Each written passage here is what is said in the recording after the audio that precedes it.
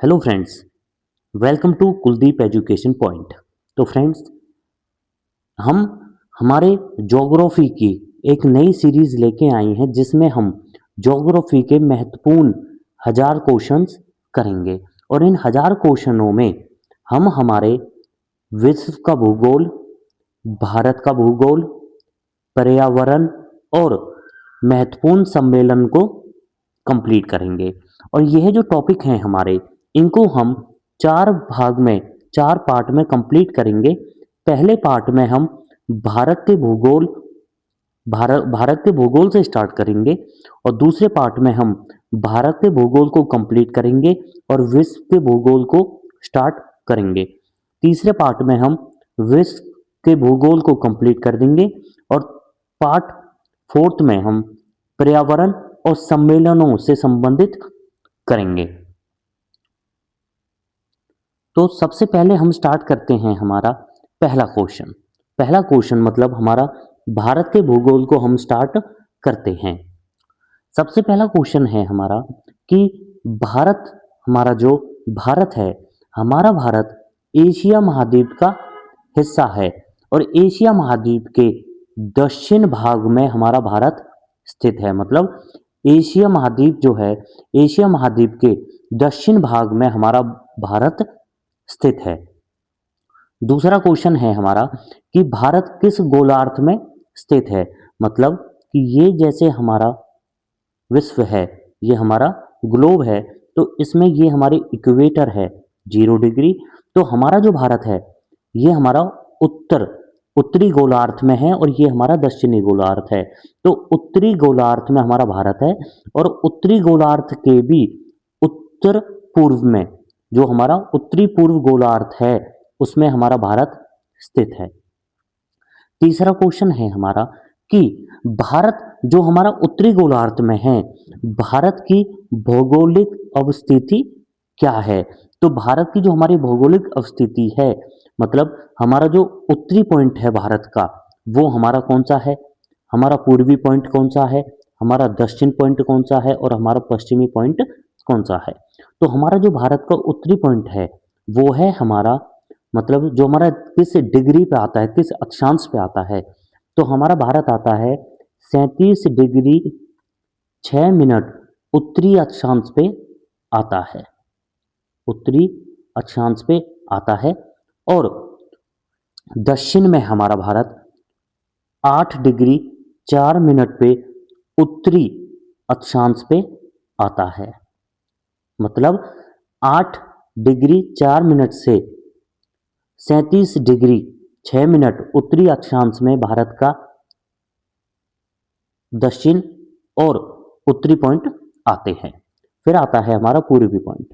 पूर्वी पॉइंट है हमारा 97 डिग्री 25 मिनट हमारा पूर्वी हमारा पूर्वी देशांतर आता है। और हमारा पश्चिम में 68 डिग्री 7 मिनट पूर्वी देशांतर आता है।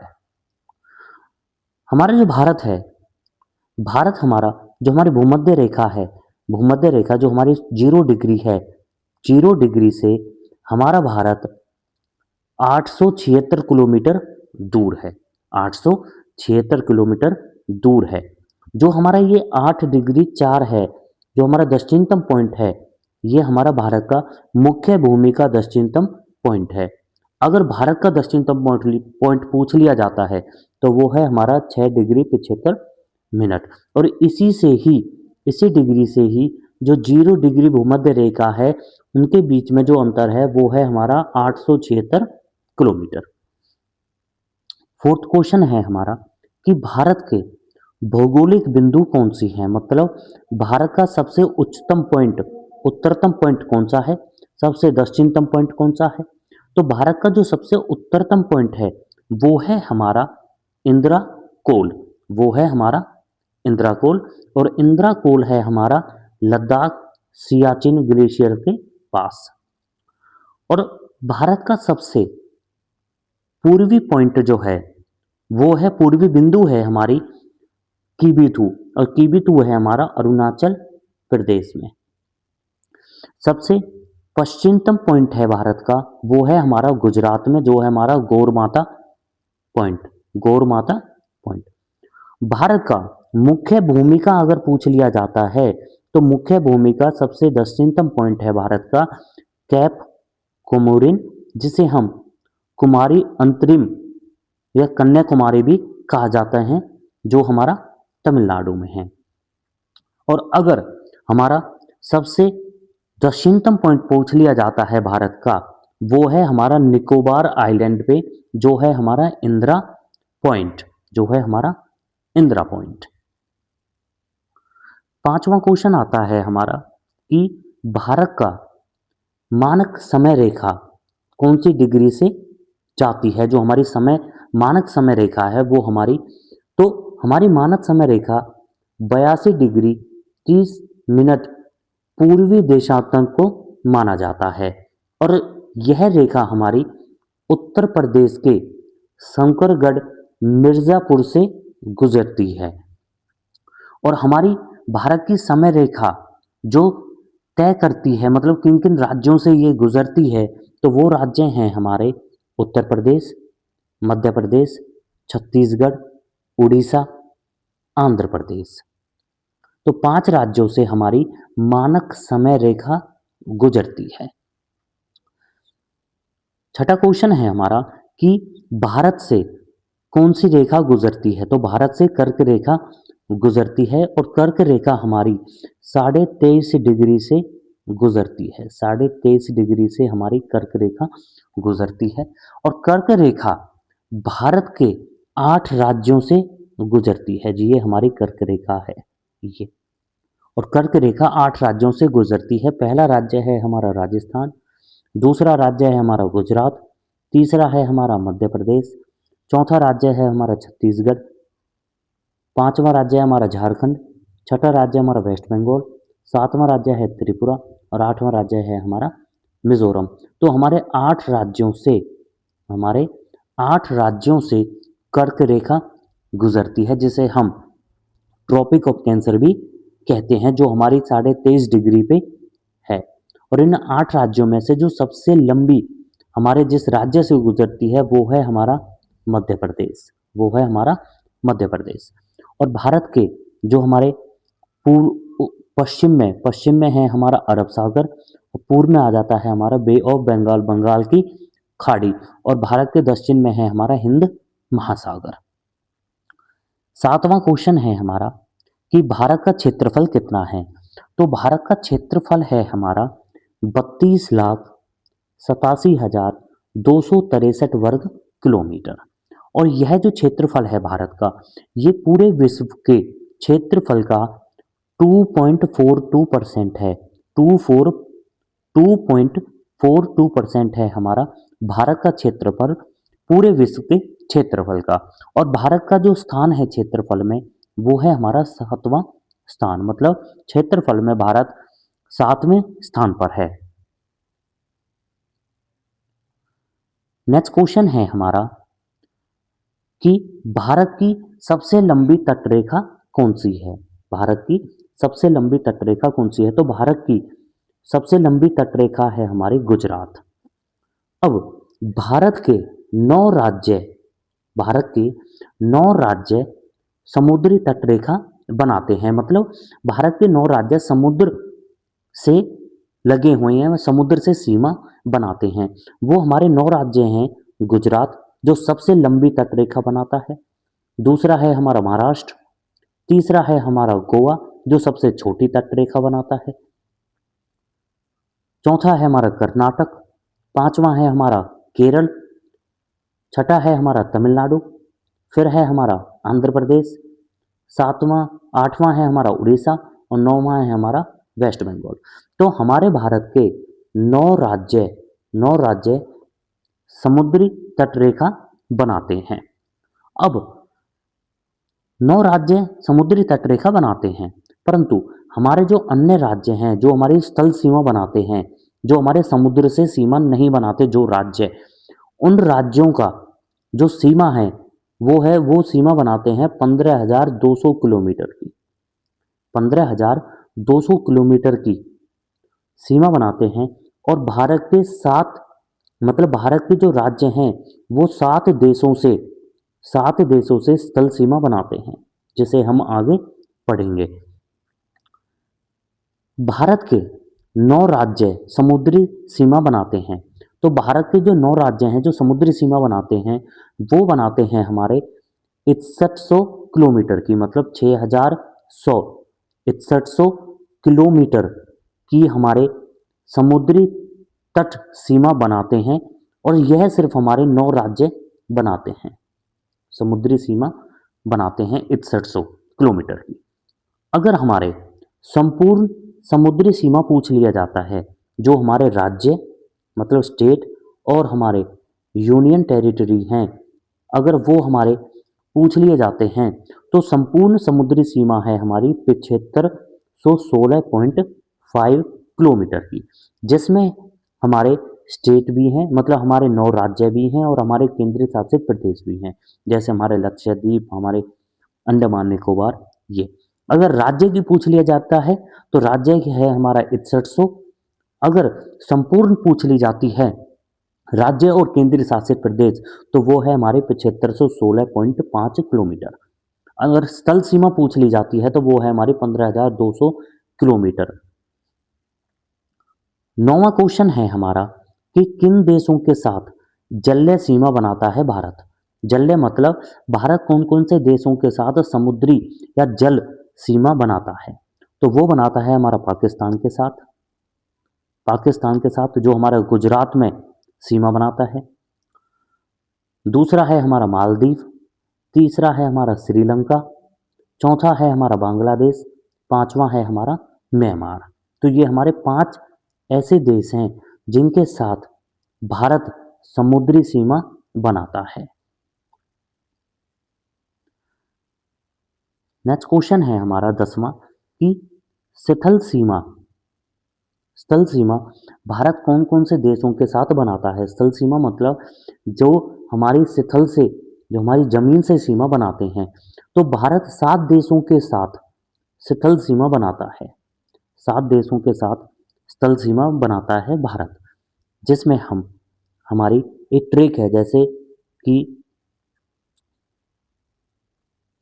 बचपन में एमबीए, तो बचपन में एमबीए ब से आ जाता है हमारा बांग्लादेश, च से आता है हमारा चीन, प से पाकिस्तान, न से नेपाल, एम से म्यांमार और बी से भूटान और ए से अफगानिस्तान। तो ये हैं हमारे 7 ऐसे देश हैं जिनके साथ भारत स्थल सीमा बनाता है। सबसे लंबी जो सीमा बनाता है वो बनाता है हमारा बांग्लादेश के साथ, वो बनाता है हमारा बांग्लादेश के साथ, और सबसे छोटी बनाता है हमारा अफगानिस्तान के साथ। अब सबसे पहले है जैसे हमारा पाकिस्तान। पाकिस्तान के साथ जो भारत सीमा बनाता है, भारत बनाता है 3323 किलोमीटर की, 3323 किलोमीटर की सीमा बनाता है पाकिस्तान के साथ भारत। और भारत और पाकिस्तान की जो सीमा का नाम है वो है हमारी रेड क्लिफ रेखा, वो है हमारा रेड क्लिफ रेखा, जिसका निर्धारण किया गया था 1947 में। भारत के जो राज्य पाकिस्तान से सीमा बनाते हैं वो हैं हमारे जम्मू कश्मीर, पंजाब, राजस्थान और गुजरात। फिर आते हैं हमारे कि भारत का जो चीन देश है, मतलब भारत के कौन कौन से राज्य चीन के साथ सीमा बनाते हैं। तो भारत के चीन के साथ सीमा बनाते हैं हमारे लद्दाख, हिमाचल प्रदेश, उत्तराखंड, अरुणाचल प्रदेश और हमारा सिक्किम। चीन के साथ सीमा बनाते हैं 3488 किलोमीटर की, 3488 किलोमीटर की। और भारत और चीन की जो सीमा का नाम है वो है हमारा मैकमोहन रेखा, जिसका निर्धारण किया गया था 1914 में, जिसका निर्धारण किया गया था हमारा 1914 में। फिर आता है हमारा नेपाल, और नेपाल के साथ जो भारत सीमा बनाता है वो बनाता है 1751 किलोमीटर की, 1751 किलोमीटर की। और नेपाल के साथ भारत की जो राज्य सीमा बनाते हैं वो हैं हमारे उत्तराखंड, उत्तराखंड, उत्तर प्रदेश, वेस्ट बंगाल, बिहार, बिहार और सिक्किम, और सिक्किम। तो ये हमारे नेपाल के साथ सीमा बनाते हैं। फिर आता है हमारा बांग्लादेश। बांग्लादेश के साथ भारत सबसे लंबी शिथल सीमा बनाता है, जो है हमारी 4096.7 किलोमीटर की सबसे लंबी सीमा बनाता है। और भारत के जो राज्य बांग्लादेश के साथ सीमा बनाते हैं वो हैं हमारे मिजोरम, त्रिपुरा, असम, मेघालय और वेस्ट बंगाल। हमारा जो ये त्रिपुरा है, त्रिपुरा बांग्लादेश से तीन तरफ से घिरा हुआ है, तीन तरफ से घिरा हुआ है हमारा त्रिपुरा बांग्लादेश से। पांचवा जो देश है वो है हमारा भूटान, और भूटान के साथ सीमा बनाता है 699 किलोमीटर की, 699 किलोमीटर की। और भूटान के साथ हमारे जो राज्य सीमा बनाते हैं वो है हमारे सिक्किम, वो है हमारे सिक्किम, वेस्ट बंगाल, वेस्ट बंगाल, असम, असम, और हमारा अरुणाचल प्रदेश, हमारा अरुणाचल प्रदेश। फिर आता है हमारा म्यांमार, छठा देश है हमारा म्यांमार। और म्यांमार जो है हमारा वो हमारा 1643 किलोमीटर की सीमा बनाता है। और 1643 किलोमीटर की जो सीमा बनाता है वो हमारे जो जो राज्य म्यांमार से जुड़े हुए हैं भारत के, जो सीमा बनाते हैं वो हैं हमारे अरुणाचल प्रदेश, नागालैंड, मणिपुर और मिजोरम। सातवां देश है हमारा अफगानिस्तान, जो भारत के साथ सीमा बनाता है। भारत के साथ सबसे छोटी सीमा बनाता है जो है हमारा, जो है हमारा 106 किलोमीटर की। और 106 किलोमीटर की जो सीमा बनाता है भारत, वो हमारा भारत और अफगानिस्तान की जो सीमा रेखा का नाम है वो है हमारा डूरेंड रेखा, जिसका निर्धारण किया गया था 1893 में। और भारत का लद्दाख जो क्षेत्र है वो अफगानिस्तान के साथ सीमा बनाता है। 11वां क्वेश्चन है हमारा कि हिमालय जो है हमारा, हिमालय का विस्तार कहाँ से कहाँ तक है। तो हिमालय का जो विस्तार है हमारा वो हमारा जम्मू कश्मीर में नंगा पर्वत से लेकर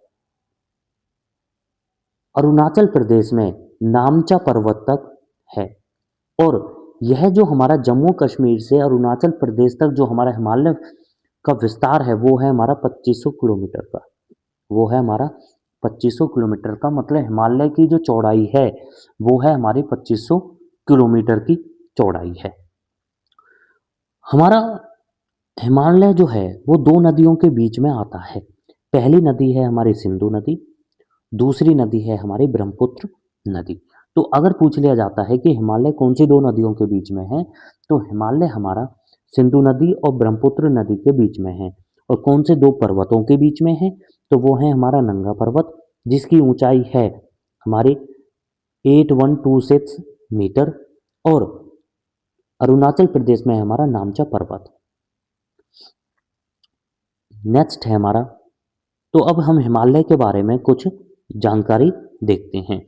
तो हिमालय को नेपाल में सागर माथा के नाम से भी जाना जाता है। मतलब भारत में तो हिमालय के नाम से जाना जाता है, परंतु नेपाल में सागर माथा के नाम से जाना जाता है। फिर है हमारा चीन, और चीन में हिमालय को चोमो लुंगबा, चोमो लुंगबा के नाम से जाना जाता है।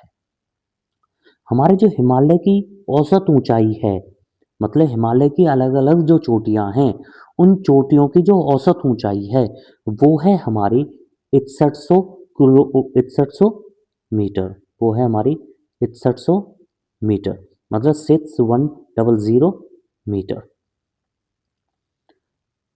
नेक्स्ट पॉइंट है हमारा कि हिमालय की सबसे ऊंची चोटी कौन सी है। तो हिमालय की जो सबसे ऊंची चोटी मानी जाती है वो मानी जाती है हमारी माउंट एवरेस्ट, वो मानी जाती है हमारी माउंट एवरेस्ट। और माउंट एवरेस्ट है हमारी नेपाल में, यह है हमारी नेपाल में। और माउंट एवरेस्ट दुनिया की सबसे ऊंची चोटी है। और माउंट एवरेस्ट की जो ऊंचाई है वो है हमारी 8848 मीटर, 8848 मीटर। परंतु वर्तमान में इसकी जो ऊंचाई है वो है हमारी 8850 मीटर, 8850 मीटर। परंतु हिमालय की जो भारत में सबसे ऊंची चोटी है, हिमालय में मतलब हिमालय की भारत में सबसे ऊंची चोटी है कंचनजंगा, कंचनजंगा जो है हमारी 8598 मीटर ऊंची है। दोबारा से देखिए कि हिमालय की सबसे ऊंची चोटी है माउंट एवरेस्ट, जो हमारी नेपाल में है, विश्व की सबसे ऊंची चोटी है वो। और अगर हिमालय की भारत में सबसे ऊंची चोटी पूछी जाती है तो वो है हमारी कंचनजंगा, जो है हमारी 8598 मीटर, जो है हमारी सिक्किम में। अगर हिमालय की ना पूछकर ये पूछ लिया जाता है कि भारत की कौन सी सबसे ऊंची चोटी है, तो भारत की सबसे ऊंची चोटी है हमारी काराकोरम, जो है हमारी 8611 मीटर।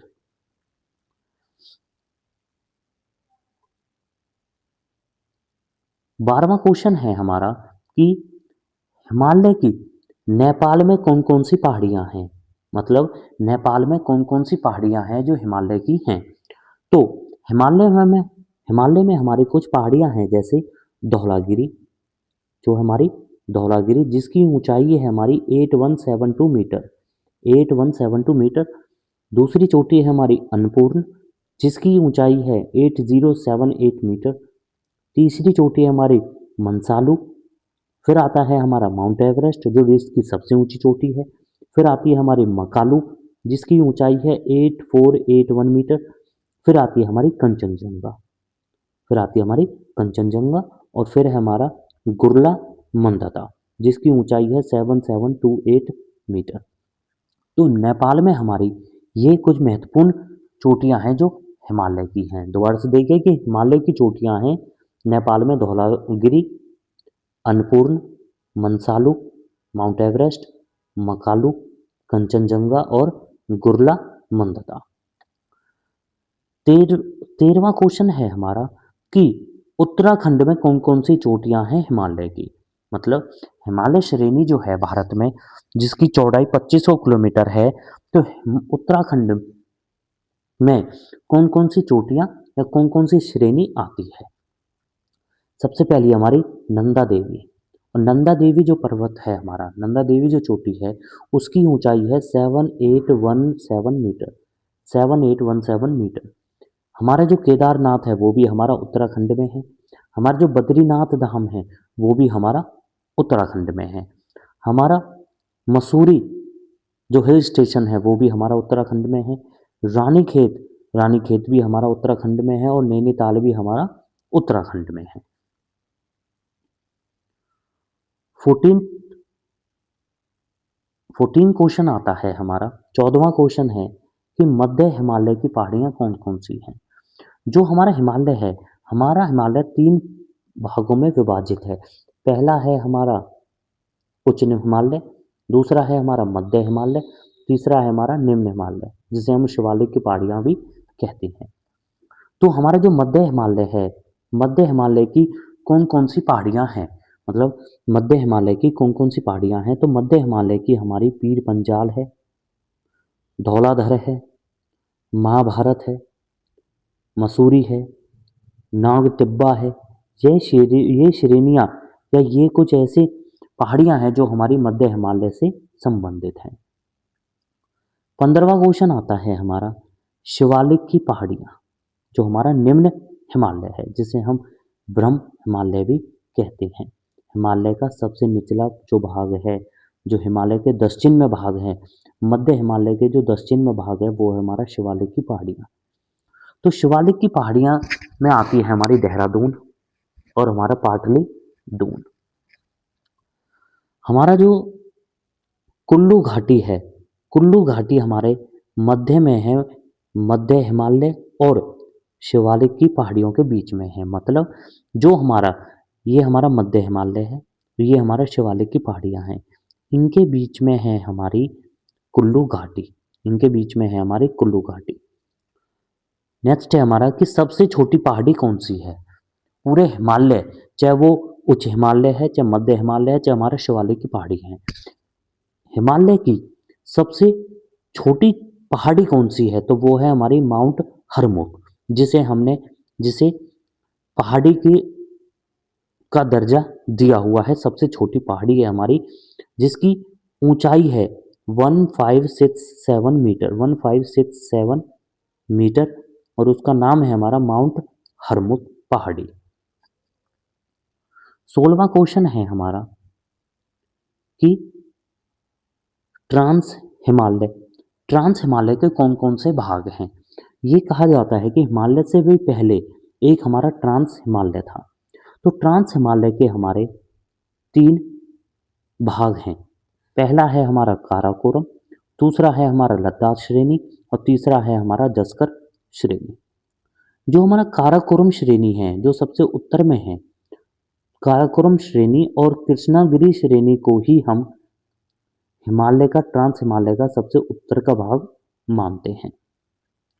अब जो हमारा काराकोरम श्रेणी है, काराकोरम श्रेणी की हमारे कुछ चोटियां व कुछ ग्लेशियर हैं, जैसे हमारा काराकोरम, हमारा काराकोरम, काराकोरम की जो हमारी ऊंचाई है, ये भारत की सबसे ऊंची चोटी है। भारत की सबसे ऊंची चोटी है, हिमालय की नहीं कह रहा मैं, भारत की सबसे ऊंची चोटी है, जिसकी ऊंचाई है 8611 मीटर। जो हमारा सियाचिन ग्लेशियर है, सियाचिन ग्लेशियर भी हमारा काराकोरम श्रेणी का ही भाग है। फिर कुछ हमारे ग्लेशियर हैं, जैसे हिस्पर, बैफो और सियानी, ससाइनी, मतलब ससाइनी, बैफो और हमारा हिस्पर, ये तीन ऐसे ग्लेशियर हैं। वह सियाचिन ग्लेशियर है जो हमारा काराकोरम श्रेणी का ही भाग है। दूसरी श्रेणी है हमारी लद्दाख श्रेणी, और लद्दाख श्रेणी जो है, लद्दाख श्रेणी की सबसे ऊंची चोटी है हमारी राकापोसी। लद्दाख श्रेणी की सबसे ऊंची चोटी है हमारी राकापोसी, और राकापोसी तीव्र ढाल वाली चोटी है, तीव्र ढाल वाली चोटी है हमारी राकापोसी। फिर आता है हमारा जस्कर श्रेणी, और जस्कर श्रेणी में सबसे जो हमारा पॉइंट है, जो हमारा चोटी है, वो है हमारी कोमेट, वो है हमारी कोमेट, जो हमारी उत्तराखंड में है, और इसकी ऊंचाई है, कोमेट की ऊंचाई है हमारी 7758 मीटर, 7758 मीटर। तो यह था हमारा ट्रांस हिमालय। फिर आता है हमारा पूर्वी हिमालय की कुछ जानकारियां, और पूर्वी हिमालय में हमारे महत्वपूर्ण जो राज्य है वो है हमारा अरुणाचल प्रदेश। तो अरुणाचल प्रदेश की कुछ पहाड़ियां हैं, जैसे डाफला, मिरी, अबोर, नामचा और बरवा। अरुणाचल की कुछ पहाड़ियां हैं, जैसे डाफला, मिरी, अबोर, नामचा और बरवा बरवा। 18वां क्वेश्चन है हमारा कि भारत में म्यांमार के बीच कौन सी पहाड़ी सीमा बनाती है? मतलब अभी हमने देखा था कि भारत जो 7 देशों में से शीतल सीमा बनाता है, उनमें से एक देश था हमारा म्यांमार, और भारत और म्यांमार के बीच में जो हमारी पहाड़ी है, जो सीमा बनाती है, वो है हमारी पटकाई बूम, वो है हमारी पटकाई बूम। तो पटकाई बूम हमारी ऐसी पहाड़ी है जो भारत और म्यांमार के बीच में पहाड़ी सीमा बनाती है। 19वां क्वेश्चन है हमारा कि मेघालय में कौन कौन सी पहाड़ियां हैं? जो मेघालय है, मेघालय में हमारी 3 पहाड़ियां हैं, जिसे हम गारो, खासी और जैंतिया पहाड़ी कहते हैं। गारो की जो सबसे ऊंची चोटी है, वो है हमारी नौकरेक चोटी। गारो की सबसे ऊंची चोटी है हमारी नौकरेक की चोटी, जो है हमारी 1412 मीटर, 1412 मीटर, जिसकी ऊंचाई 1412 मीटर है। अब सबसे ज्यादा जो वर्षा होती है जिस क्षेत्र में, वो है हमारा मेघालय क्षेत्र, और मेघालय क्षेत्र में जो सबसे ज्यादा होती है वो होती है मानेसी राम जो हमारा क्षेत्र है, मतलब मेघालय में सबसे ज़्यादा वर्षा क्यों होती है? तो मेघालय में सबसे ज़्यादा वर्षा होती है हमारी कीपनुमा आकृति की वजह से। कीपनुमा आकृति की वजह से सबसे ज़्यादा वर्षा होती है। और कीपनुमा आकृति की वजह से मतलब हमारी मॉनसून आती है जो आती है हमारी बे ऑफ बंगाल से, मतलब हमारी बंगाल की खाड़ी से जब हमारी मॉनसून शुरू होती है, मॉनसून जब स्टार्ट होती है, तो मेघालय की जो हमारी चोटियां हैं गारो खासी जयंतिया इनके बीच में ये हमारी इस तरीके से कीपनुमा आकृति के द्वारा मॉनसून करती है, वह बारिश करती है और इसी वजह से मेघालय क्षेत्र में सबसे ज़्यादा वर्षा होती है। नेक्स्ट है हमारा कि त्रिपुरा में बीपुरा हिल है, हमारी बीपुरा हिल है त्रिपुरा में।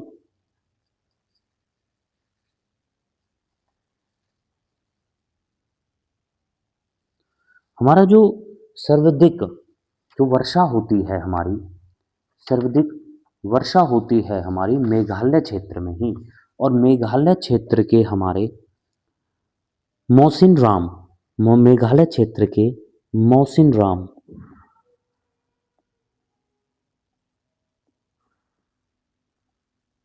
मौसिनराम क्षेत्र में जो हमारा खांसी खांसी जो पहाड़ी है, खांसी पहाड़ी का ही हिस्सा है मौसिनराम, जिसमें सबसे ज़्यादा बारिश होती है। और ये कहा जाता है कि इसमें जो बारिश वर्षा होती है वो हमारी सबसे ज़्यादा होती है।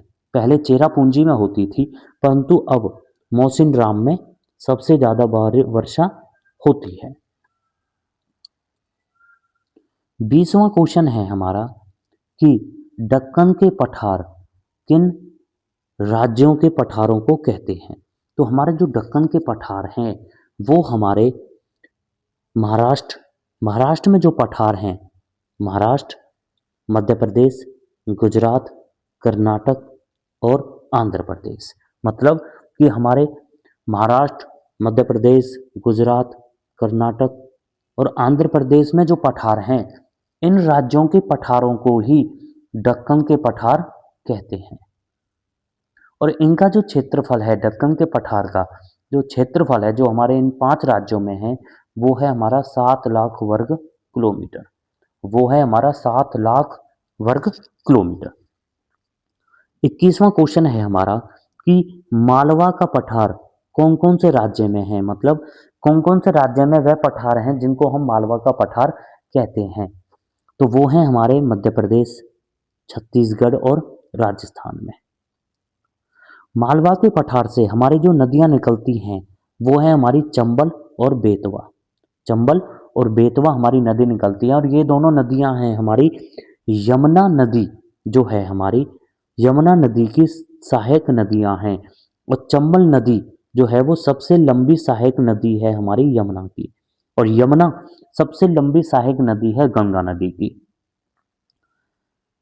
मालवा जो पठार है, मालवा पठार अरावली पर्वत और विंध्याचल पर्वत विंध्याचल पर्वत के बीच में स्थित है, मतलब अरावली पर्वत और विंध्याचल पर्वत के बीच में है हमारा मालवा का पठार। 22वां क्वेश्चन है हमारा कि भारत का रूर किस प्रदेश को कहते हैं? तो भारत का जो रूर हमारा छोटा नागपुर पठार को कहते हैं। छोटा नागपुर पठार को हमारा भारत का रूर कहते हैं।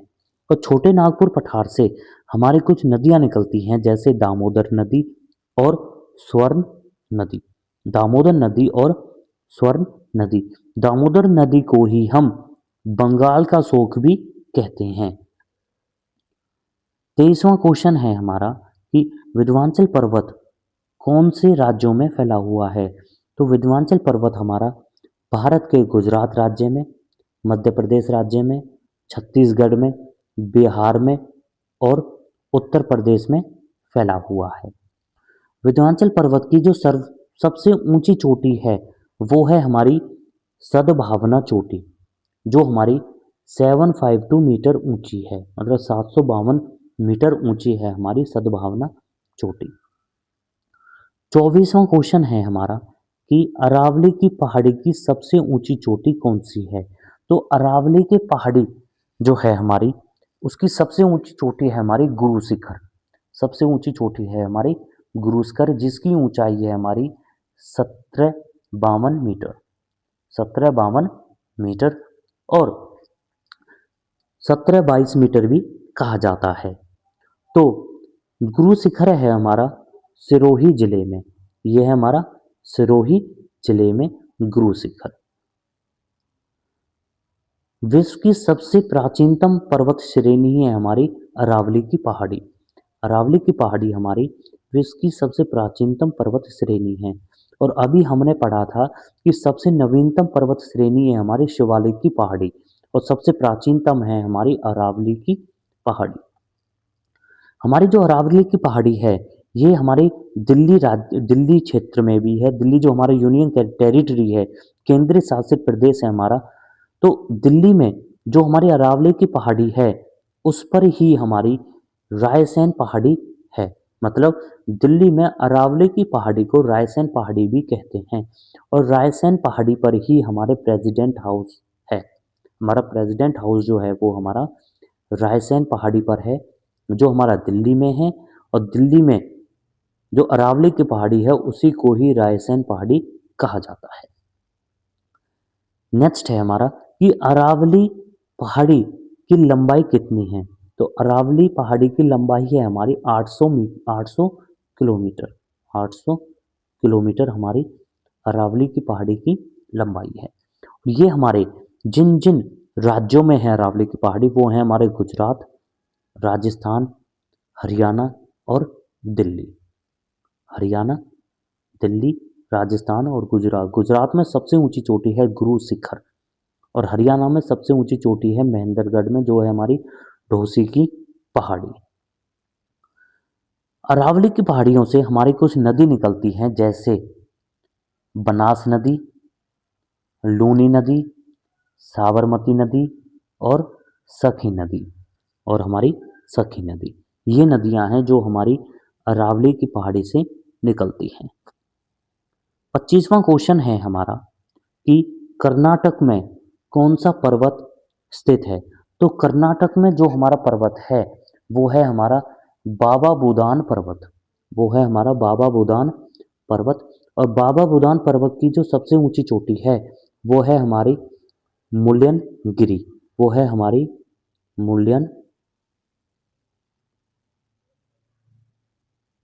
मुल्यनगिरी चोटी, जो हमारी बाबा बुदान पर्वत में है। और इसी पर्वत पर यह कहा जाता है कि कॉफी पाई जाती है। इसी पर्वत पर कॉफी पाई जाती है, जो कर्नाटक में सबसे ज्यादा कॉफी पाई जाती है। तो बाबा बुदान पर्वत का संबंध है हमारा कर्नाटक से। 26वां क्वेश्चन है हमारा कि सतपुड़ा पर्वत से कौन कौन सी नदी निकलती है। तो सतपुड़ा पर्वत से हमारी ताप्ती नदी और नर्मदा नदी निकलती है। ताप्ती नदी और नर्मदा नदी निकलती है। हमारी जो सतपुड़ा पर्वत है, सतपुड़ा पर्वत हमारा गुजरात, मध्य प्रदेश, छत्तीसगढ़ में स्थित है। मतलब गुजरात राज्य में, मध्य प्रदेश राज्य में और छत्तीसगढ़ राज्य में हमारा सतपुड़ा पर्वत स्थित है। सतपुड़ा पर्वत की हमारी 3 श्रेणियां हैं। पहली है हमारी राजपीपला, दूसरी हमारी महादेव और तीसरी है हमारी मैकाल।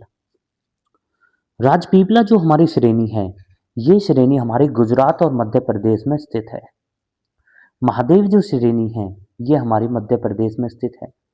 और मैकाल जो श्रेणी है, ये हमारी मध्य प्रदेश और छत्तीसगढ़ में स्थित है। महादेव श्रेणी से हमारी ताप्ती नदी निकलती है। ताप्ती नदी हमारी महादेव श्रेणी से निकलती है। और महादेव श्रेणी का जो हमारा सबसे ऊंची चोटी है, वो है हमारी धूपगढ़ चोटी। वो है हमारी धूपगढ़ चोटी। फिर आती है हमारी मैकाल श्रेणी। और मैकाल श्रेणी से हमारी मैकाल श्रेणी के पास अमरकंटक जो श्रेणी है, अमरकंटक, उससे हमारी नर्मदा नदी निकलती है। उससे हमारी नर्मदा नदी निकलती है। 27वां क्वेश्चन है हमारा कि पश्चिमी घाट को अन्य किस नाम से जाना जाता है। जो हमारा भारत के पश्चिमी घाट है, पश्चिमी घाट को हम सह्याद्री सह्याद्री सीढ़ी नुमा पर्वत सीढ़ी नुमा पर्वत और सह्याद्री के नाम से जानते हैं पश्चिमी घाट को। पश्चिमी घाट की जो लंबाई है वो है हमारी 1400 किलोमीटर से 1600 किलोमीटर।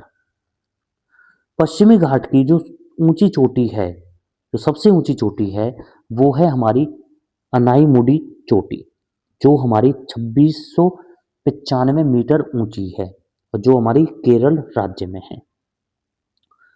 नेक्स्ट है हमारा कि पश्चिमी घाट पर, जो हमारा पश्चिमी घाट है जिसे हम सह्याद्री भी कहते हैं, पश्चिमी घाट पर सबसे ज़्यादा बायोडाइवर्सिटी पाई जाती है। अगर क्वेश्चन ये पूछ लिया जाता है कि दोनों घाट जो हैं हमारा पश्चिमी घाट और पूर्वी घाट, इन दोनों घाटों में से सबसे ज़्यादा बायोडाइवर्सिटी कहाँ पाई जाती है, तो इन दोनों घाटों में से सबसे ज़्यादा पाई जाती है हमारा पश्चिमी घाट पर। 28वां क्वेश्चन है हमारा कि नीलगिरी पर्वत की सबसे ऊंची चोटी कौन सी है। तो नीलगिरी नीलगिरी पर्वत की सबसे ऊंची चोटी है हमारी डोडा बेटा चोटी। डोडा बेटा चोटी जो हमारी तमिलनाडु में है, जो हमारी तमिलनाडु में है।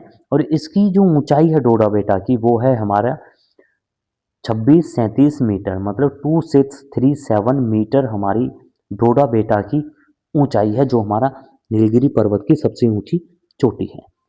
नीलगिरी पर्वत जो हमारा तमिलनाडु, केरल और कर्नाटक राज्य में स्थित है। तो हमारा नीलगिरी पर्वत तमिलनाडु, केरल और कर्नाटक राज्य में स्थित है। केरल में जो हमारी घाटी है शांत घाटी, जिसे हम साइलेंट वैली भी कहते हैं, तो शांत घाटी हमारी नीलगिरी पर्वत पर ही है। नीलगिरी पर्वत पर ही है हमारी शांत घाटी, जो हमारी केरल में है। 29वां क्वेश्चन है हमारा कि पूर्वी घाट जो है, पूर्वी घाट की सबसे ऊंची चोटी कौन सी है। तो पूर्वी घाट की सबसे ऊंची चोटी है हमारी अरमा कोंडा। अरमा कोंडा जो है हमारी 1680 मीटर, 1680 मीटर ऊंची, जो हमारी आंध्र प्रदेश में है।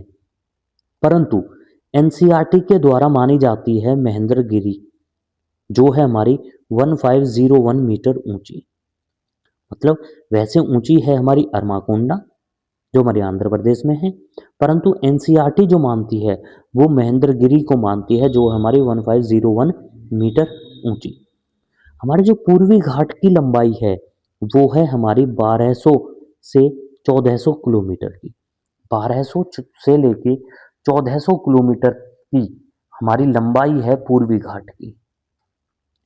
30वां क्वेश्चन है हमारा कि दक्षिण भारत की सबसे ऊंची चोटी कौन सी है। तो दक्षिण भारत की सबसे ऊंची चोटी अभी हमने देखा जो हमारा पश्चिमी घाट पर है, वो है हमारी अनाईमुडी, मतलब अनाईमुडी जो है हमारी 2695 मीटर ऊंची, जो हमारी केरल में है। और यह चोटी हमारी अन्नामलाई पर्वत पर है, अन्नामलाई पर्वत पर है, जो पश्चिमी घाट का ही हिस्सा है। उसके बाद हम कुछ डायग्राम के माध्यम से समझते हैं कि बाबू बुदान पर्वत जो है वो हमारा कर्नाटक में है, वो हमारा कर्नाटक में है। हरिश्चंद्र हमारा पर्वत है। फिर आता है हमारा नीलगिरी पर्वत,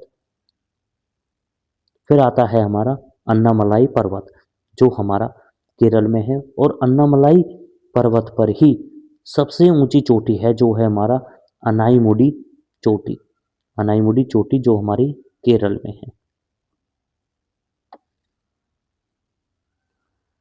31वां क्वेश्चन है हमारा कि हिमालय से पहले कौन कौन सी नदियां थी। तो हिमालय जो पर्वत है, हिमालय से पहले हमारी 3 नदियां बताई जाती हैं, जो है हमारी ब्रह्मपुत्र नदी, सिंधु नदी और सतलुज नदी। 32वां क्वेश्चन है हमारा कि गंगा नदी का पानी खराब क्यों नहीं होता। तो गंगा नदी का पानी जो हमारा खराब नहीं होता वो हमारा bacteriophage, bacteriophage virus के कारण हमारा गंगा नदी का पानी खराब नहीं होता। 33वां क्वेश्चन है हमारा कि गोवा में कौन कौन सी नदियां हैं, मतलब गोवा में कौन कौन सी नदी बहती हैं। तो गोवा में हमारी दो नदियां महत्वपूर्ण हैं जो हमारी बहती हैं। पहली है हमारी मांडवी मांडवी नदी और हमारी जुआरी नदी। मांडवी नदी जो है, मांडवी नदी के तट पर ही हमारा पणजी शहर है। और मांडवी नदी की मांडवी नदी जो है वो हमारी गोवा की जीवन रेखा बताई जाती है। और हमारी जो जुआरी नदी है, जुआरी नदी की लंबाई है हमारी 34 किलोमीटर की, 34 किलोमीटर की। 34वां क्वेश्चन है हमारा कि गंगा नदी को राष्ट्रीय नदी कब घोषित किया गया था। को गंगा नदी को राष्ट्रीय नदी घोषित किया गया था 2008 को। 2008 को गंगा नदी को राष्ट्रीय नदी घोषित किया गया था। 31वां क्वेश्चन है हमारा कि किन दो नदियों के संगम को गंगा नदी कहते हैं। तो ध्यान से देखिए पूरे मैप के माध्यम से, डायग्राम के माध्यम से, कि हमारा सतोपथ सतोपथ ग्लेशियर है और सतोपथ ग्लेशियर में हमारे दो दो दर्रे व दो हमारे स्थान हैं। एक है हमारा बद्रीनाथ, दूसरा है हमारा नीति दर्रा। बद्रीनाथ से, बद्रीनाथ धाम से हमारी ये नदी निकलती है जो है हमारी विष्णु गंगा नदी। और नीति दर्रा से हमारी एक नदी निकलती है जो है हमारी धौली गंगा नदी। तो हमारी विष्णु गंगा नदी और हमारी धौली गंगा नदी, ये दोनों नदियां मिलती हैं विष्णु प्रयाग पर।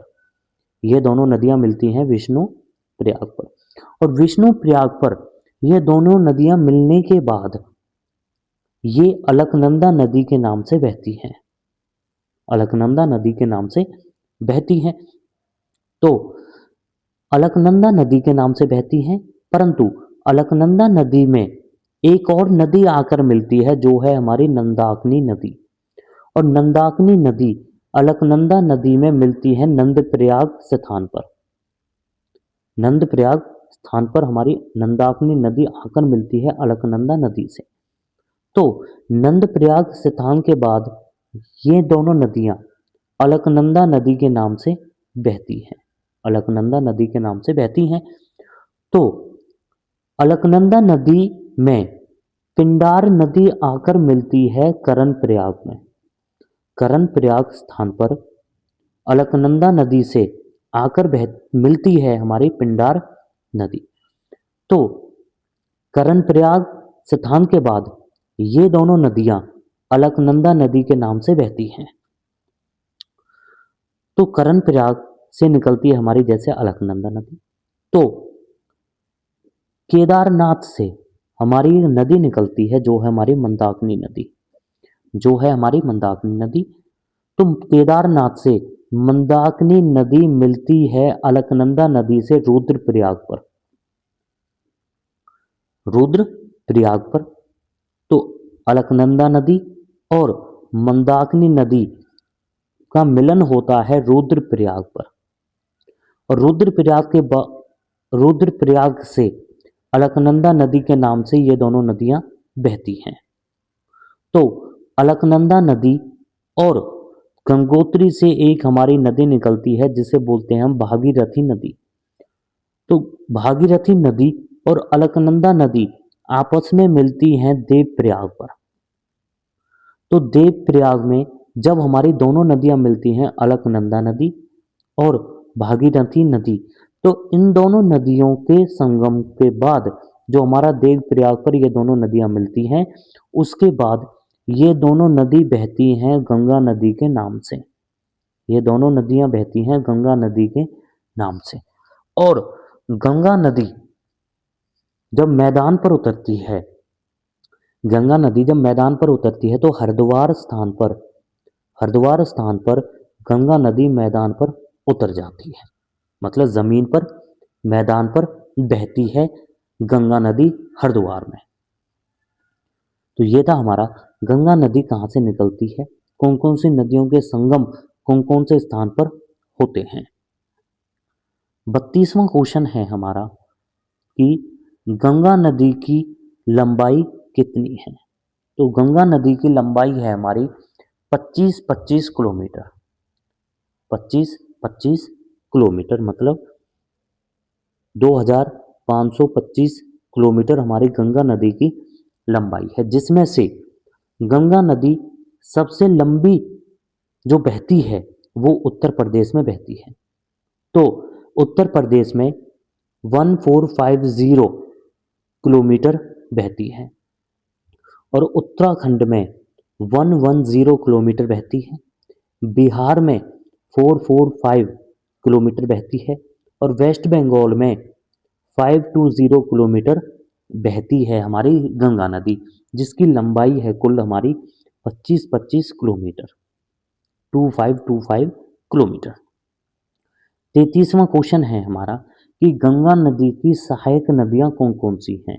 तो गंगा नदी की हमारी कुछ सहायक नदियां हैं, जैसे यमुना, रामगंगा, गोमती, घाघर, राप्ती, गंडक, कोसी, महानंदा, सोन नदी कुछ हमारी महत्वपूर्ण सहायक नदियां हैं गंगा नदी की। इनमें से हमारी जो सोन नदी है ये हमारी दक्षिण से उत्तर दिशा में जाती है, दक्षिण से उत्तर दिशा में जाती है। फिर है हमारी यमुना नदी, और यमुना नदी गंगा नदी की सबसे लंबी सहायक नदी है। तो गंगा नदी की सबसे लंबी सहायक नदी है हमारी यमुना नदी। 34वां क्वेश्चन है हमारा कि बंगाल में गंगा नदी कौन से दो नदियों में बट जाती है। तो बंगाल में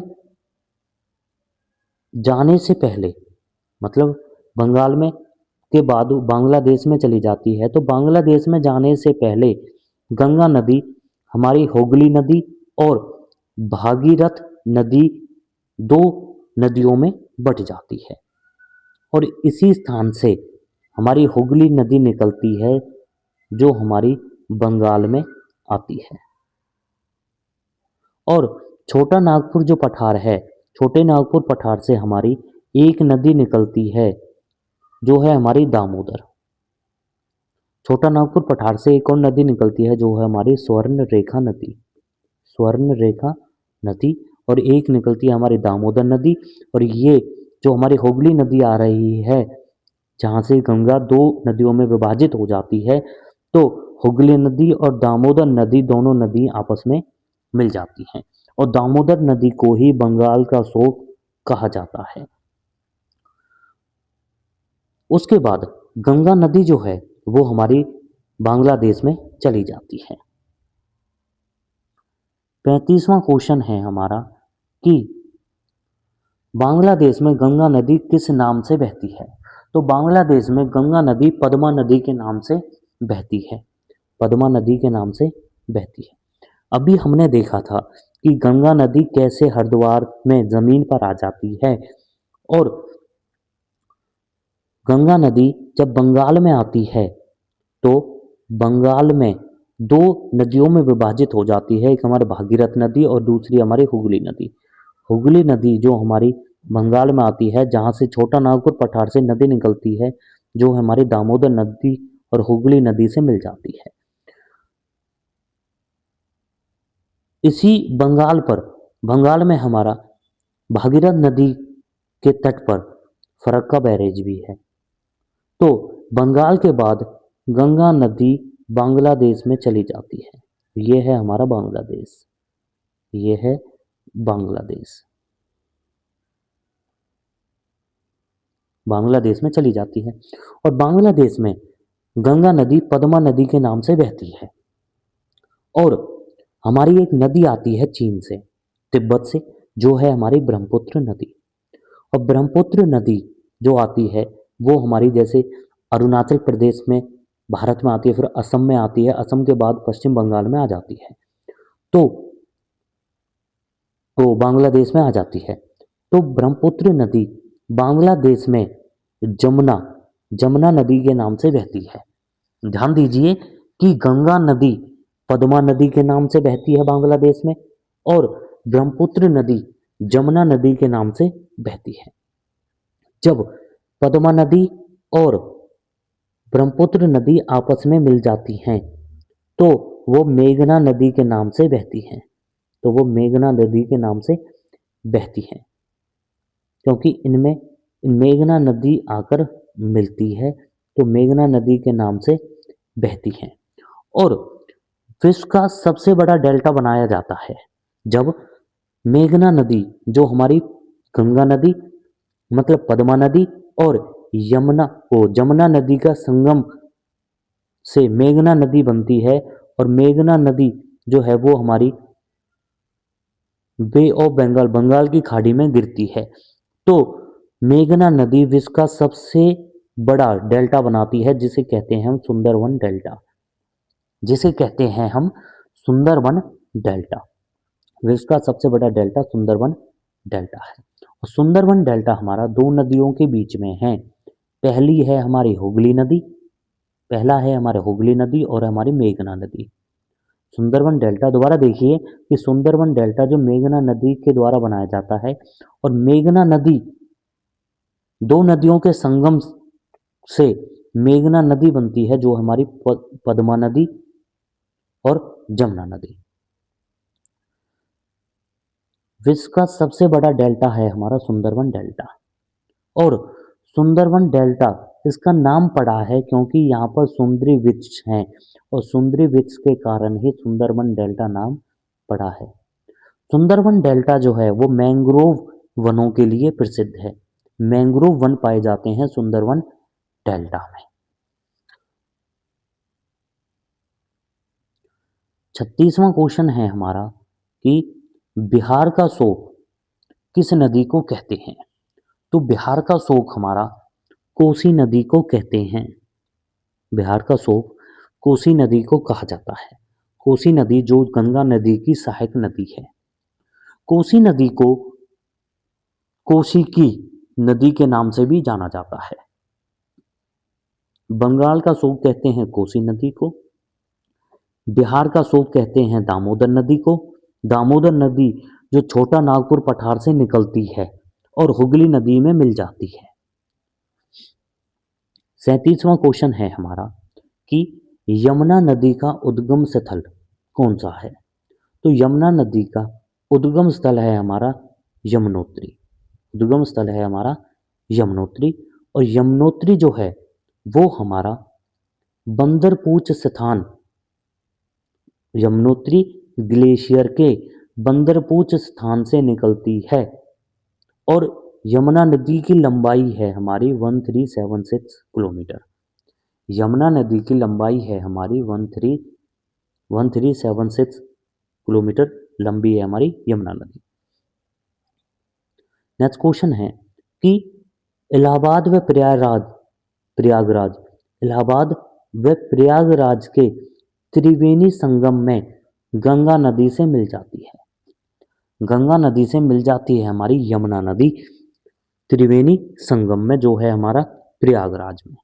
और गंगा नदी की सबसे लंबी सहायक नदी है हमारी यमुना नदी, जो हमारी यमुनोत्री बंदरपूछ स्थान से निकलती है। यमुना नदी की कुछ सहायक नदियां हैं, जैसे हमारी चंबल, बेतवा, केन और सिप्रा नदी। हमारी जो चंबल नदी है, चंबल नदी हमारी चना पाव पहाड़ी से निकलती है। चना पाव पहाड़ी से निकलती है चंबल नदी। और चंबल नदी ही यमुना की सबसे लंबी सहायक नदी है। यमुना की सबसे लंबी सहायक नदी है। दूसरी है सहायक नदी बेतवा, जो हमारी विंध्याचल पर्वत से निकलती है। विंध्याचल पर्वत जो है वो हमारा भारत को दो भागों में विभाजित करता है, उत्तर भारत में और दक्षिण भारत में। तो विंध्याचल पर्वत भारत को उत्तर और दक्षिण भारत में विभाजित करता है। फिर है हमारा केन पर्वत, केन नदी, और केन नदी निकलती है हमारे कैमूर पहाड़ी से, कैमूर पहाड़ी से। फिर है हमारी सिप्रा नदी, जो निकलती है हमारी कारकीवड़ी पहाड़ी से, कारकीवड़ी पहाड़ी से। 38वां क्वेश्चन है हमारा कि माजुली द्वीप किस नदी पर है? तो माजुली द्वीप जो विश्व का हमारा सबसे बड़ा नदी द्वीप है वो हमारा ब्रह्मपुत्र नदी पर है। और ब्रह्मपुत्र नदी की जो टोटल लंबाई है वो है हमारी 2900 किलोमीटर की। और इस 2900 किलोमीटर में से भारत में 917 किलोमीटर बहती है ब्रह्मपुत्र नदी। ब्रह्मपुत्र नदी का जो हमारा उद्गम स्थल है जहां से ब्रह्मपुत्र नदी निकलती है वो है हमारा चीमा युंगदुंग हिमनद। और ब्रह्मपुत्र नदी को चीन में सांगपो के नाम से जानते हैं। सांगपो के नाम से जाना जाता है ब्रह्मपुत्र नदी को चीन में। अरुणाचल प्रदेश में दिहांग नदी व सियांग नदी के नाम से जानते हैं। मतलब ब्रह्मपुत्र नदी को जो अरुणाचल प्रदेश में प्रवेश करती है भारत में, तो अरुणाचल प्रदेश में ब्रह्मपुत्र नदी को दिहांग व सियांग नाम से जाना जाता है। ब्रह्मपुत्र नदी की हमारी कुछ सहायक नदियां हैं जैसे दिबांग, लोहित, धनश्री, सुबांगसिरी, जिया भरेली, मानस और तिस्ता। तो ये हैं हमारी कुछ सहायक नदियां ब्रह्मपुत्र नदी की। नेक्स्ट है हमारा कि असम में ब्रह्मपुत्र नदी के नाम से जानी जाती है हमारी यह नदी। मतलब कि जो ब्रह्मपुत्र नदी हमारी चीन में सांगपो के नाम से जानी जाती है। चीन के बाद यह भारत में प्रवेश करती है अरुणाचल प्रदेश से, और अरुणाचल प्रदेश में ये दिहांग नाम से जानी जाती है। और ब्रह्मपुत्र मतलब असम में ब्रह्मपुत्र नदी के नाम से जानी जाती है। फिर यह नदी बांग्लादेश में चली जाती है और बांग्लादेश में जमुना के नाम से यह जानी जाती है। और बांग्लादेश में ही जमुना के नाम से जानी जाती है और गंगा नदी पद्मा के नाम से जानी जाती है। और दोनों नदी मिलकर मेघना नदी के नाम से सुंदरबन डेल्टा बनाती हैं और बंगाल की खाड़ी में गिर जाती हैं। 39वां क्वेश्चन है हमारा कि सिंधु नदी कहाँ से निकलती है? तो सिंधु नदी हमारी मानसरोवर झील के पास चेमयुंग ग्लेशियर है। चेमयुंग ग्लेशियर जिसे हम बोखरचू ग्लेशियर भी कहते हैं, उससे निकलती है हमारी सिंधु नदी। हमारी सिंधु नदी की कुछ सहायक नदियां हैं जैसे झेलम नदी, चेनाब नदी, रावी नदी, व्यास नदी और सतलुज नदी। तो ये हमारी पांच मुख्य हमारी सहायक नदियां हैं सिंधु नदी की। और झेलम नदी, चेनाब, रावी, व्यास और सतलुज नदी हमारी मिठानकोट स्थान पर इन पांचों नदियों से मिल जाती है सिंधु नदी। मतलब सिंधु नदी हमारी मिठानकोट स्थान पर इन पांचों नदियों से मिल जाती है। हमारी सिंधु नदी एक गत बनाती है जिसे हम जॉर्ज भी कहते हैं, वो है हमारा दुगती नामक गत। दुगती नामक गत बनाती है हमारी सिंधु नदी। और सिंधु नदी की जो कुल लंबाई है वो है हमारी 2880 किलोमीटर, मतलब 2880 किलोमीटर। और इसमें से भारत में जो ये बहती है वो हमारी 1114 किलोमीटर, मतलब 1114 किलोमीटर भारत में बहती है सिंधु नदी। 40वां क्वेश्चन है हमारा कि विश्व का सबसे ऊंचा रेलवे ब्रिज कौन सी नदी पर है? तो विश्व का सबसे ऊंचा जो रेलवे ब्रिज है वो हमारा चेनाब नदी पर है। वो हमारा चेनाब नदी पर है। और चेनाब नदी की जो लंबाई है वो है हमारी 960 किलोमीटर। चेनाब नदी का जो उद्गम स्थल है वो है हमारा बारालाचा दर्रा के पास चंद्रताल से। बारालाचा दर्रा जो है उसके पास चंद्रताल है और चंद्रताल से हमारी चेनाब नदी निकलती है। चेनाब नदी पर हमारे कुछ बांध हैं जैसे छतरू बांध, सेली बांध, रावली बांध, थिरौट बांध, सलाल बांध, बगलीहार बांध और दुलहस्ती बांध। तो ये हमारे कुछ महत्वपूर्ण बांध हैं जो हमारे चेनाब नदी पर हैं। चेनाब नदी पर ही हमारा एक ब्रिज है जिसे हम मेहराब सेतु ब्रिज भी कहते हैं। और मेहराब सेतु ब्रिज की जो लंबाई है वो है हमारी 1315 मीटर और इसकी जो ऊंचाई है वो है हमारी 359 मीटर। हमारा 41वां क्वेश्चन आता है कि रावी नदी का उद्गम स्थल कौन सा है? तो रावी नदी का उद्गम स्थल है हमारा रोहतांग दर्रा। रोहतांग दर्रा जो हमारा हिमाचल प्रदेश राज्य के कांगड़ा जिले में है। रोहतांग दर्रे से हमारी रावी नदी निकलती है रोहतांग दर्रे के पास से और रावी नदी की जो लंबाई है वो है हमारी 720 किलोमीटर। 720 किलोमीटर की हमारी रावी नदी की लंबाई है। और रावी नदी पे कुछ बांध हैं हमारे, जैसे रंजीत सागर बांध, थीन बांध और शाहपुर कड़ी बांध। तो ये हमारे कुछ महत्वपूर्ण बांध हैं जो हमारे रावी नदी पर हैं, जिसकी लंबाई 720 किलोमीटर है, जो हिमाचल प्रदेश के कांगड़ा जिले के पास रोहतांग दर्रा से निकलती है। 42वां क्वेश्चन है हमारा कि वूलर झील किस नदी पर है? तो वूलर झील हमारी मीठे पानी की झील है। सबसे ऊंची मीठे पानी की झील है हमारी वूलर झील। और वूलर झील हमारी झेलम नदी पर है। वूलर झील हमारी झेलम नदी पर है। और झेलम नदी का जो उद्गम स्थल है वो है हमारा बेरीनाग, जो हमारा जम्मू कश्मीर में है बेरीनाग। झेलम नदी पर ही हमारा एक महत्वपूर्ण युद्ध हुआ था प्राचीन समय में और इस युद्ध को हम झेलम का युद्ध व झेलम को प्राचीन समय में वितिस्ता के नाम से जाना जाता था। तो इस युद्ध को वितिस्ता का युद्ध भी कहा जाता है, हेडस्पीस का युद्ध भी कहा जाता है इसको। और यह युद्ध हमारा 326 बीसी में हुआ था। 326 ईसा पूर्व में हुआ था और यह युद्ध हमारा सिकंदर और पोरस के बीच में हुआ था। जब सिकंदर ने भारत पर आक्रमण किया था 326 में, तो यह युद्ध झेलम नदी के तट पर हुआ था। सिकंदर और पोरस के बीच में हुआ था, 326 में हुआ था।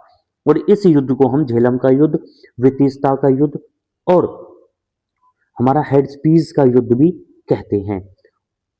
और सिकंदर की सेना ने व्यास नदी पार करने से मना कर दिया था। हमारा जो श्रीनगर शहर है, श्रीनगर शहर हमारा झेलम नदी के तट पर ही है। 43वां क्वेश्चन है हमारा कि व्यास नदी का उद्गम स्थल कौन सा है? तो व्यास नदी का उद्गम स्थल है हमारा व्यास कुंड, जो हमारा हिमाचल प्रदेश में है, जो हमारा हिमाचल प्रदेश में है। और व्यास नदी की जो लंबाई है वो है हमारी 470 किलोमीटर, 470 किलोमीटर की हमारी व्यास नदी की लंबाई है, जो हमारी व्यास कुंड हिमाचल प्रदेश से निकलती है। व्यास नदी पर हमारे कुछ बांध हैं, जैसे पड़ोह बांध, पोग बांध, महाराणा प्रताप बांध, लारजी बांध और देहर बांध। ये हमारे कुछ महत्वपूर्ण बांध हैं जो हमारे व्यास नदी पर हैं। और व्यास नदी को ही सिकंदर की सेना ने पार करने से मना कर दिया था। जब सिकंदर ने 326 में भारत पर आक्रमण किया था तो सिकंदर का पोरस के साथ झेलम नदी पर युद्ध हुआ था और पोरस को हरा दिया था। परंतु वह पोरस की जो वीरता थी उससे बहुत ही ज़्यादा प्रभावित हुए थे सिकंदर, और पोरस को उसका साम्राज्य लौटा दिया था। उसके बाद जब सिकंदर आगे बढ़ रहा था भारत की तरफ, तो व्यास नदी को पार करने से मना कर दिया था सिकंदर की सेना ने। 44वां क्वेश्चन है हमारा, सतलुज नदी का उद्गम स्थान कौन सा है? तो सतलुज नदी का उद्गम स्थान है हमारा राक्षस ताल। राक्षस ताल। और सतलुज नदी की जो लंबाई है वो है हमारी 1450 किलोमीटर, 1450 किलोमीटर। और सतलुज नदी पर हमारे कुछ महत्वपूर्ण बांध हैं, जैसे भाखड़ा बांध जिसका निर्माण 1963 में हुआ था, नाथपा बांध, कोल डैम और करछम बांध। तो ये हैं हमारे कुछ महत्वपूर्ण बांध जो हमारे सतलुज नदी पर हैं। सतलुज नदी पर ही हमारी एक नहर है जो है हमारी इंदिरा गांधी नहर, इंदिरा गांधी नहर। और एक हमारी झील है जो है हमारी गोविंद सागर झील, जो है हमारी गोविंद सागर झील। 45वां क्वेश्चन है हमारा कि हीराकुंड बांध, हीराकुंड बांध कौन सी नदी पर है?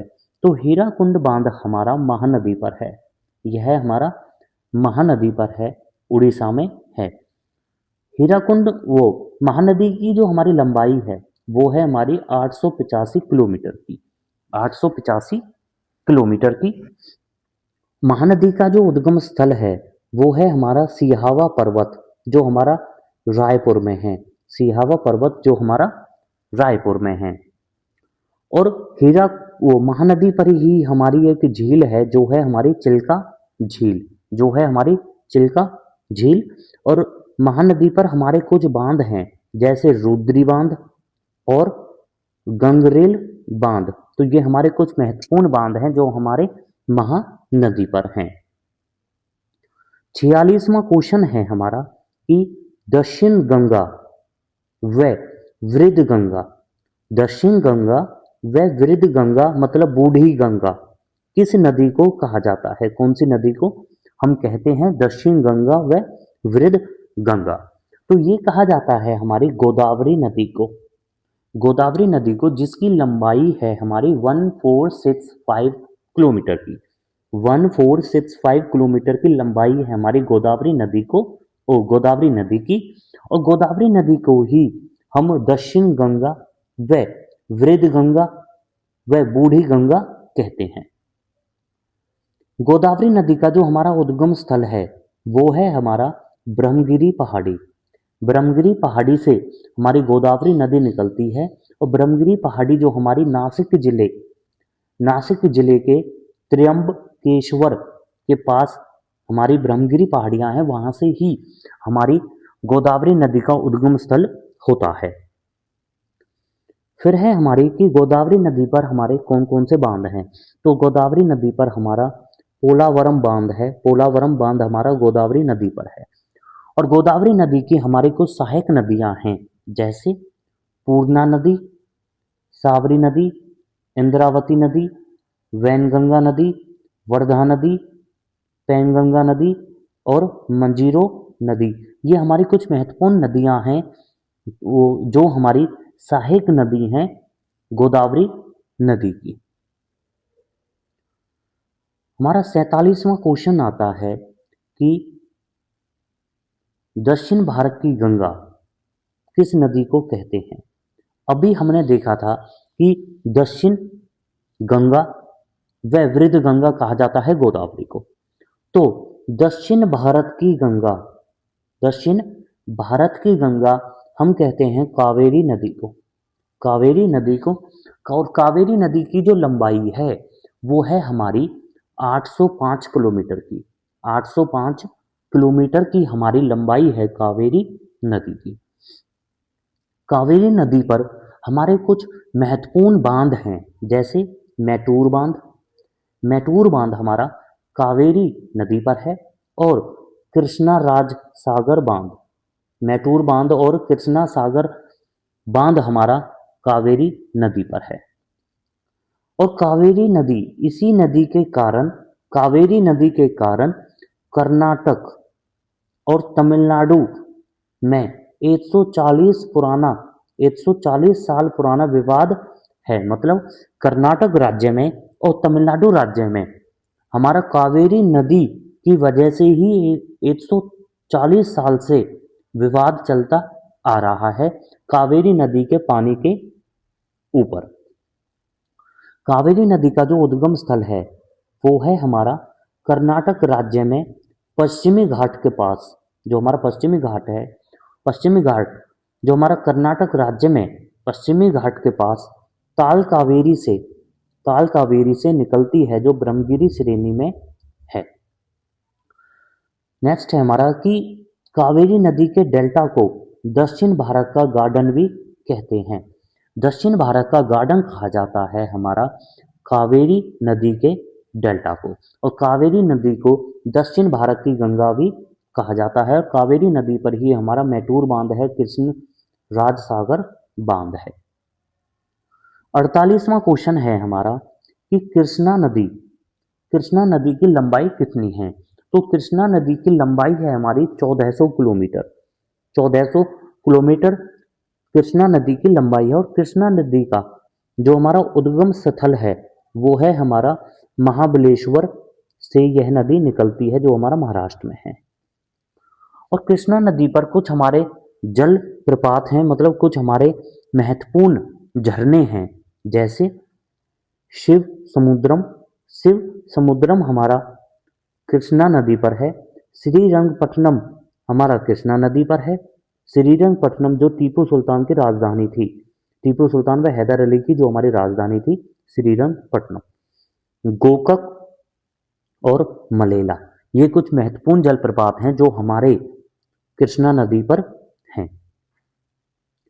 कृष्णा नदी पर कुछ हमारे महत्वपूर्ण बांध भी हैं। कृष्णा नदी पर कुछ हमारे महत्वपूर्ण बांध भी हैं, जैसे नागार्जुन सागर बांध, श्री शैलम बांध, अलमारी बांध और प्रिकासम बांध। तो हमारे कुछ महत्वपूर्ण बांध हैं कृष्णा नदी पर, जो हमारे नागार्जुन सागर बांध, श्री शैलम बांध, अलमारी बांध और प्रिकासम बांध। 49वां क्वेश्चन है हमारा कि उकाई बांध किस नदी पर स्थित है। उकाई बांध हमारा किस नदी पर स्थित है। तो उकाई बांध हमारा ताप्ती नदी पर स्थित है। ताप्ती नदी जिसकी लंबाई 724 किलोमीटर है, जिसकी लंबाई 724 किलोमीटर है, उस नदी पर हमारा उकाई बांध है। और ताप्ती नदी हमारी डेल्टा नहीं बनाती, यह ज्वार नद बनाती है। डेल्टा नहीं बनाती, यह हमारी ज्वार नद बनाती हैं। दो हमारी ऐसी नदियां हैं जो हमारी डेल्टा नहीं बनाती, ज्वार नद बनाती हैं। एक हमारी ताप्ती है और दूसरी हमारी नर्मदा नदी है। ताप्ती नदी का जो हमारा उद्गम स्थल है वो है हमारा सतपुड़ा पहाड़ी की महादेव श्रेणी के पास मुल्ताई चोटी, जो हमारी मध्य प्रदेश में है, मध्य प्रदेश के बैतूल जिले में है, वहां से निकलती है। दोबारा से देखिए कि मध्य प्रदेश के बैतूल जिले में सतपुड़ा पहाड़ी की महादेव श्रेणी के पास मुल्ताई चोटी से हमारी ताप्ती नदी निकलती है, जिसकी लंबाई 724 किलोमीटर है। ताप्ती नदी पर ही हमारा उकाई बांध है। ताप्ती नदी पर हमारे कुछ अन्य बांध भी हैं, जैसे एक है हमारा उकाई बांध, दूसरा हमारा काकरापार बांध, फिर है हमारा चंदूरा बांध, फिर है हमारा पारस डोहो बांध और फिर है हमारा हथनूर बांध। तो ये हमारे कुछ महत्वपूर्ण बांध हैं जो हमारे ताप्ती नदी पर हैं। 50वां क्वेश्चन है हमारा कि इंदिरा सागर बांध किस नदी पर है। तो इंदिरा सागर बांध हमारा नर्मदा नदी पर है। नर्मदा नदी जिसकी लंबाई 1312 किलोमीटर है, मतलब 1312 किलोमीटर हमारी नर्मदा नदी की लंबाई है। नर्मदा नदी पर हमारे कुछ महत्वपूर्ण बांध हैं, जैसे सरदार सरोवर बांध जो हमारा गुजरात में है, बरगी बांध, तवा बांध और ओकारेश्वर बांध।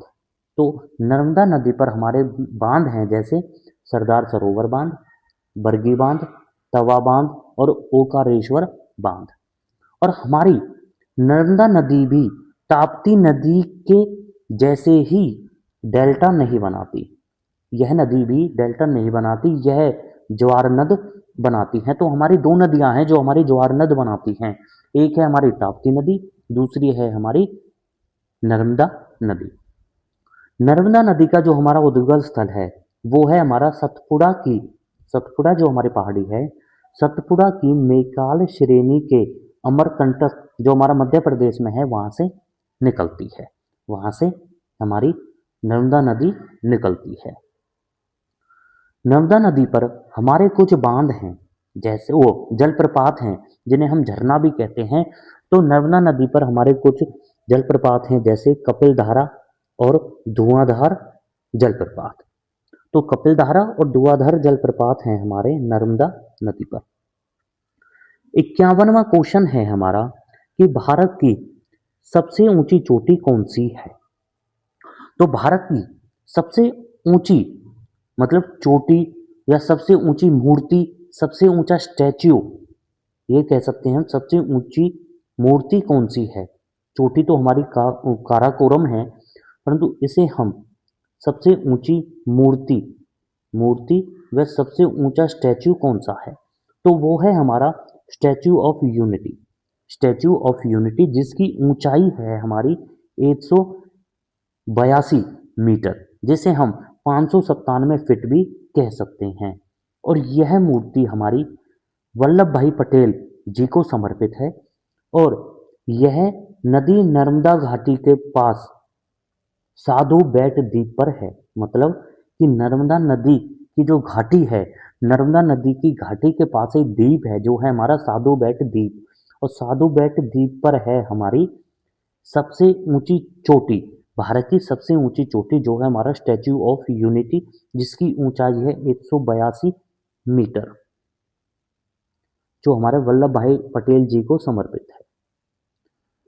52वां क्वेश्चन है हमारा कि कौन कौन सी नदी कर्क रेखा को 2 बार काटती है। कौन सी नदी कर्क रेखा को 2 बार काटती है। तो हमारी माही नदी, जो हमारी माही नदी है, जो हमारी 583 किलोमीटर है, वो हमारी कर्क रेखा को 2 बार काटती है।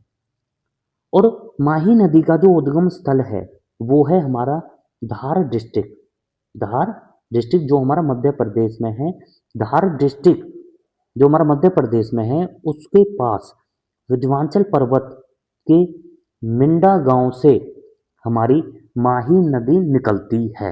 विंध्याचल पर्वत के पास मिंडा गांव है जो हमारा थार डिस्ट्रिक्ट में है, मध्य प्रदेश में है, वहां से हमारी माही नदी निकलती है। माही नदी पर हमारा बांध है, जैसे माही बजाज सागर बांध। माही बजाज सागर बांध है हमारा माही नदी पर। बानेश्वर धाम में त्रिवेणी संगम होता है, और त्रिवेणी संगम को हम आदिवासियों का कुंभ भी कहा जाता है। तो आदिवासियों का जो कुंभ होता है वो बानेश्वर धाम में होता है, जिसे हम त्रिवेणी संगम कहते हैं। और त्रिवेणी संगम जो होता है वो हमारा 3 नदियों का संगम होता है, जैसे जाखम नदी, माही नदी और सोम नदी।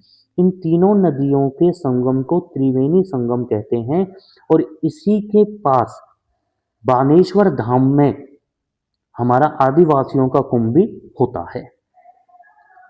53वां क्वेश्चन है हमारा कि किस नदी का पानी खारा होता है।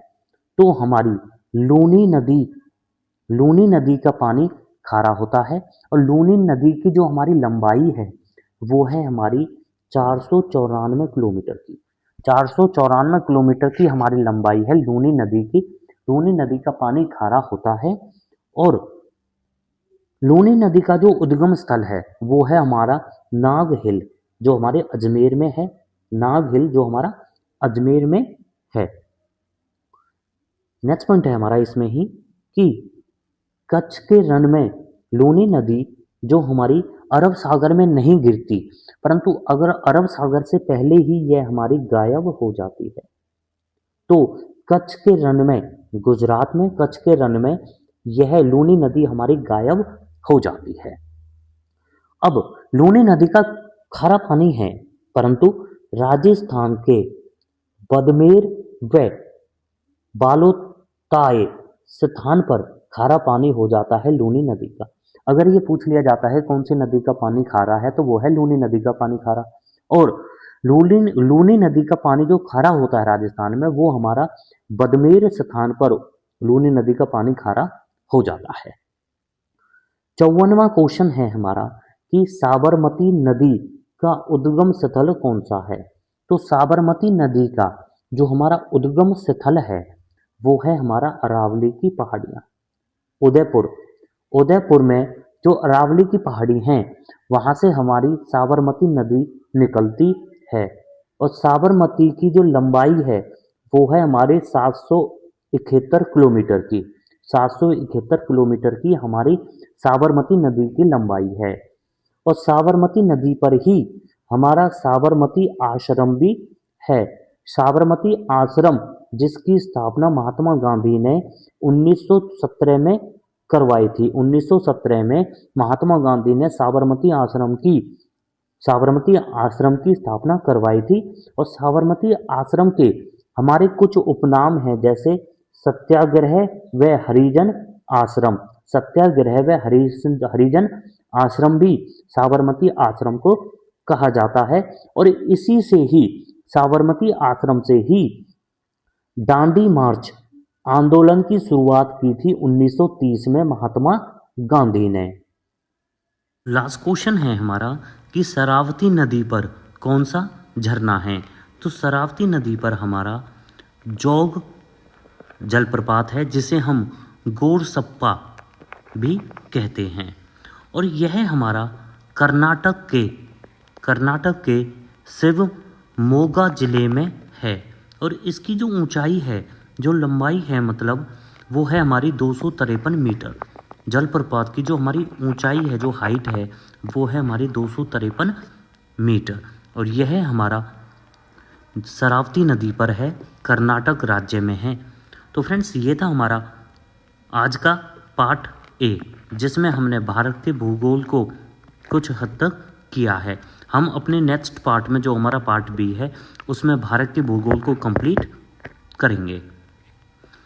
Thank you.